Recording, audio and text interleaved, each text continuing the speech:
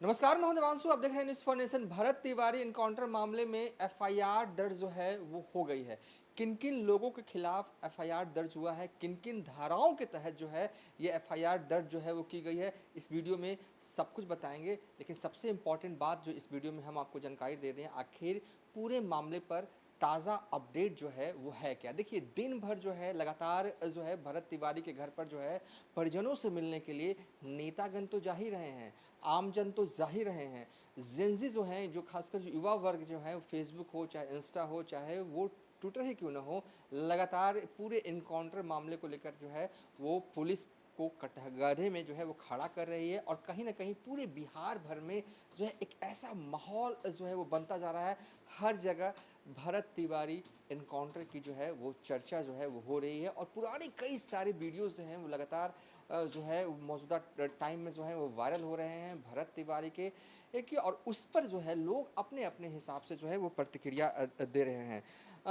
बिहार के सीएम हैं सम्राट चौधरी। आज सवाल भी उनसे पूछे जाते हैं पूरे इनकाउंटर के मामले को लेकर। उनकी खामोशी, उनकी चुप्पी भी जो है एक बड़ा सवाल जो है वो खड़े कर रही है। लेकिन हाँ, सरकार जो है, सत्ता पक्ष जो है, ये लग रहा है कि पूरे मामले को लेकर सजग है कि मामले की तह तक पहुंचा जाए। वाकई में ये एनकाउंटर असली था कि जानबूझ के नकली में अपनी पीठ थपथपाने के लिए पुलिस वालों ने कर दिया।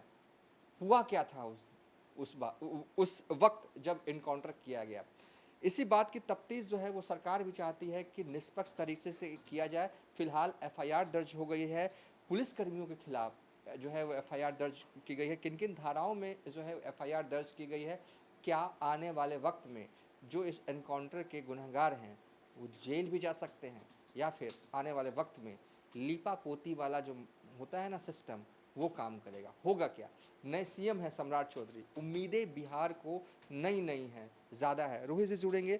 लगातार जो है कई वकीलों के साथ इन्होंने बातचीत की है। पूरे एफआईआर की जो कॉपी आई है हमारे पास, उसका पोस्टमार्टम इन्होंने कर दिया है।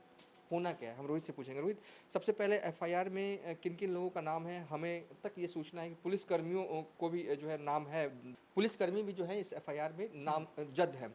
क्या है पूरा एफआईआर की कॉपी और पूरे विस्तार से आप बताएं। देखिए, पूरी घटना देवांशु 16 तारीख की है, जब सबसे पहले कुछ वहाँ के स्थानीय जो डिजिटल प्लेटफॉर्म्स हैं उसने एक वीडियो वायरल किया जिसमें था कि जिसकी हत्या हुई, जो इनकाउंटर हुआ भरत भूषण तिवारी, वो पुलिस वालों के ऊपर बंदूक ताने हुए हैं। वो वीडियो न्यूज़ फॉर नेशन ने भी लगा। मैंने ही वो खबर पढ़ी थी, मुझे याद है, करीब 8-9 बजे रात के आसपास में। और वो खबर रात भर में मिलियंस में उसके व्यूज़ हो गए थे, क्योंकि पहली बार ऐसा दिखा था कि पुलिस वाले के ऊपर कोई सिविलियन इस तरीके से पिस्टल तान देता हो।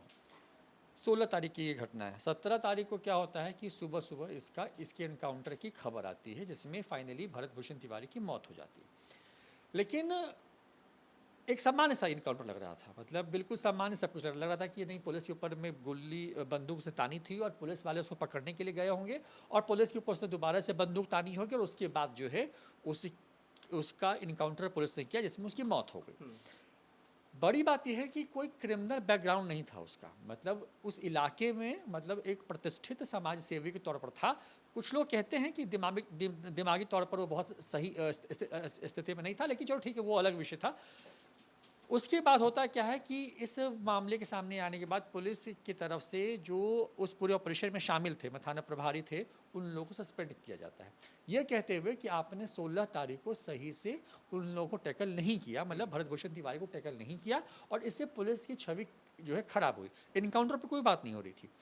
कुछ देर बाद उनके भरत भूषण तिवारी एक चीज़ में बड़ा हुनरमंद आदमी आप कह सकते था, वो था कि हर बात को वो फेसबुक लाइव के थ्रू जनता तक पहुंचाता था, जो उसके सपोर्टर ग्रुप थे, क्योंकि वो एक तरह से कहिए कि समाज सेवी था, तो अपनी बात पहुंचाना चाहता था।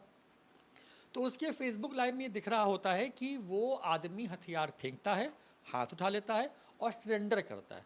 उसके बाद गोली क्यों चलाई गई, और गोली जब पैर में लगी, क्योंकि जब ये पूरा ऑपरेशन हो रहा था कुछ लोग और भी थे आसपास में, 2 गोली की आवाज़ आई, शरीर से 5 गोली निकली, मतलब उनके गुप्तांग पर मतलब गोली मारी गई। मतलब इस तरीके की कोशिश हुई कि उसकी हत्या ही हो। मतलब ये पहले दिन से ये चीज़ें सर्कुलेट हो रही थी। सरकार ने पहले तो इसको एक तरीके से क्या कि पॉलिश करने की कोशिश की, इस पे मिट्टी डालने की कोशिश की, लेकिन क्योंकि सोशल मीडिया का दौर है, खबरें रुकती नहीं हैं और हिसाब तो देना पड़ता है।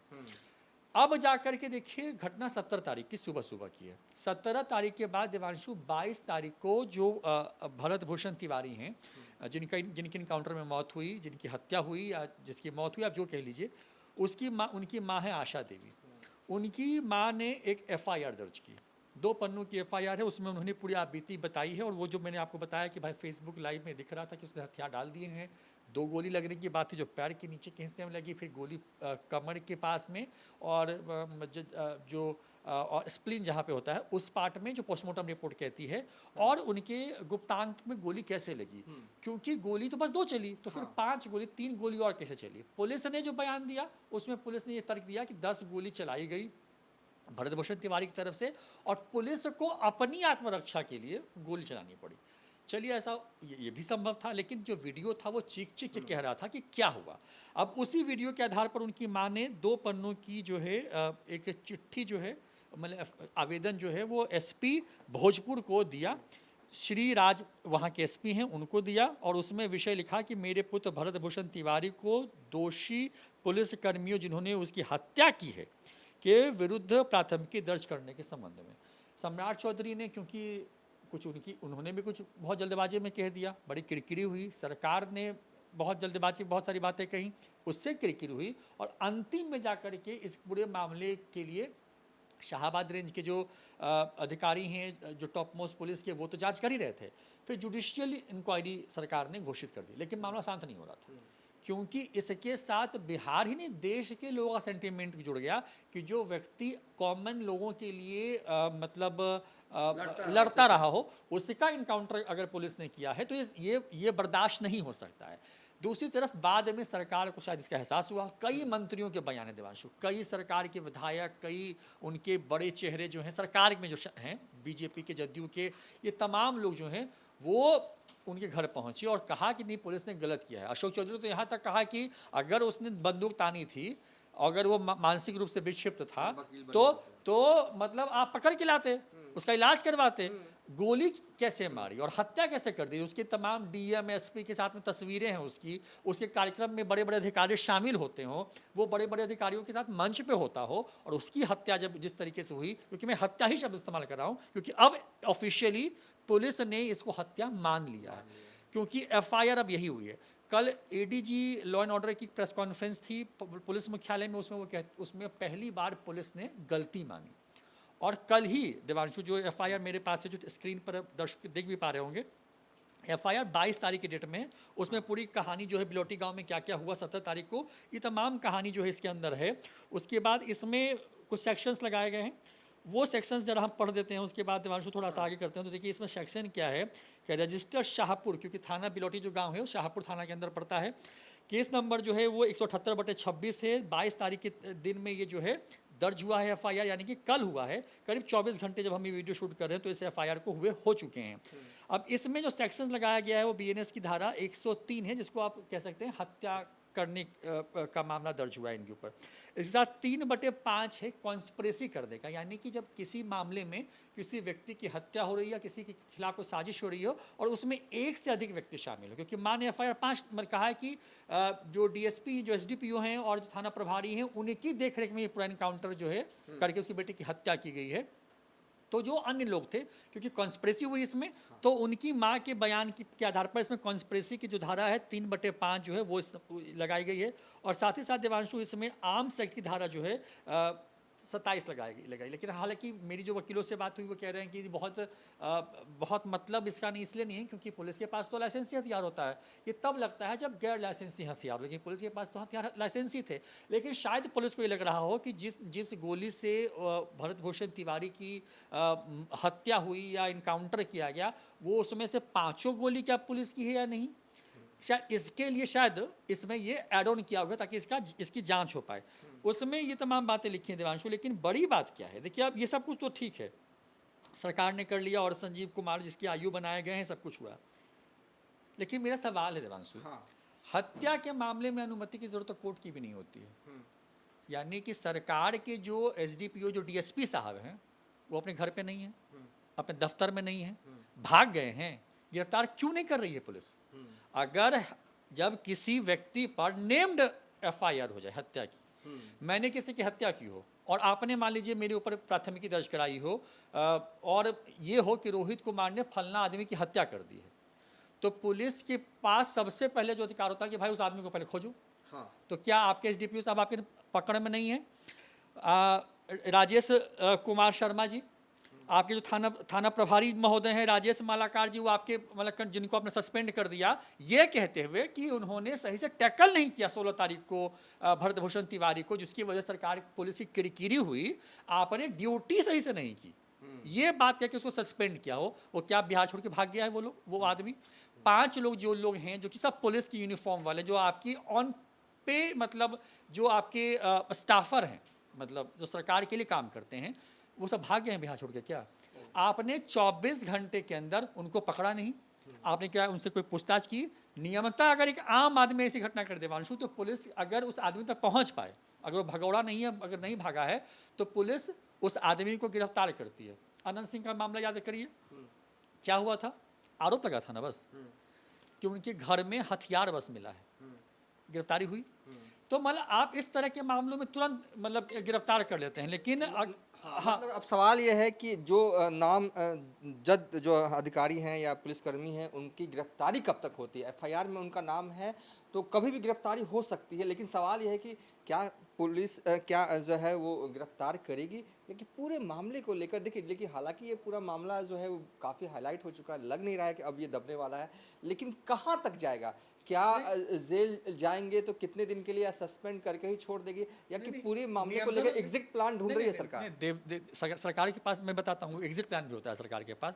जब किसी सरकारी ऑन ड्यूटी अधिकारी के खिलाफ को जब एफआईआर होती है, तब उस जब चार्जशीट दायर होगी कोर्ट के अंदर में, जो मैं जितना टेक्निकली समझ पाया हूँ इस बात को, तो उसमें यही होता है देवांशु कि उस पुलिस वाले को या उस व्यक्ति को जो सरकारी है, सरकार की अनुमति लेनी पड़ती है। ठीक है, जैसे कि मान लीजिए कोई आईपीएस अधिकारी या कोई एसपी की गिरफ्तारी करनी हो, ठीक है, तो गिरफ्तारी की भी अनुमति लेनी पड़ती है और उस पर ट्रायल चलाने की भी अनुमति लेनी पड़ती है।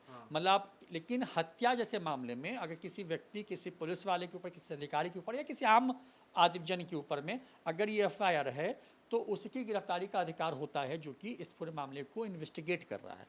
24 घंटे एफआईआर की कॉपी के हिसाब से लगभग हो चुके हैं। कल रात के 12 बजे भी मान लेते हैं, तो करीब करीब जब हम वीडियो शूट कर रहे हैं तो 20 घंटे के आसपास गिरफ्तारी जो है हो जानी चाहिए। सरकारी आदमी है, कहीं भागे थोड़ी ना, भागे तो नहीं होंगे, हत्या का मामला दर्ज हुआ है, तो आपने उनको पकड़ा क्यों नहीं?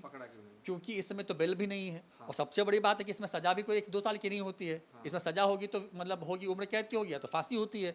तो किसी पुलिस वाले के ऊपर एक माँ ने एफआईआर की और पुलिस ने इस बात को मान लिया कि जो वो महिला कह रही है जिसके बेटे की हत्या इनकाउंटर के तौर पर हुई है, उस व्यक्ति ने उस महिला ने जिन लोगों का नाम दिया है उसमें, उसकी गिरफ्तारी क्यों नहीं कर रहे हैं आप फिर?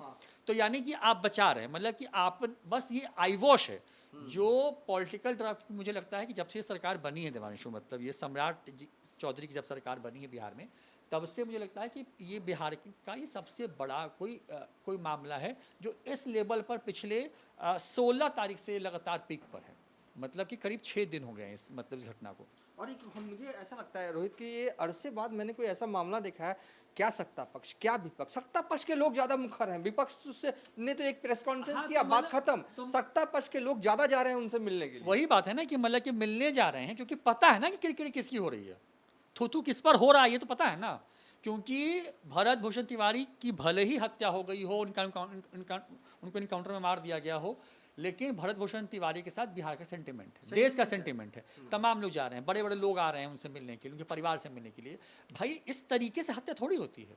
बिहार में सम्राट चौधरी के आने के बाद से 1 दर्जन भर इनकाउंटर हुए, लेकिन आप सबको पैर में गोली मारते हैं, जो मतलब ऑन रिकॉर्ड क्रिमिनल हैं आपके लिए। लेकिन जो व्यक्ति क्रिमिनल है नहीं, उस व्यक्ति को क्या प्राइवेट पार्ट में गोली मारते हैं? कल्पना करिए ना कि मतलब कि बजाते सुप्रीम कोर्ट ने कई जजमेंट में ये बातें कही हैं कि इनकाउंटर अगर करना अंतिम विकल्प हो तो लोअर बॉडी पार्ट में मारना है, पैर घुटने के नीचे गोली मारनी है ताकि वो भाग नहीं पाया। ऐसा भी नहीं था कि बहुत रात के वक्त में इनकाउंटर हुआ, दिन में हुआ।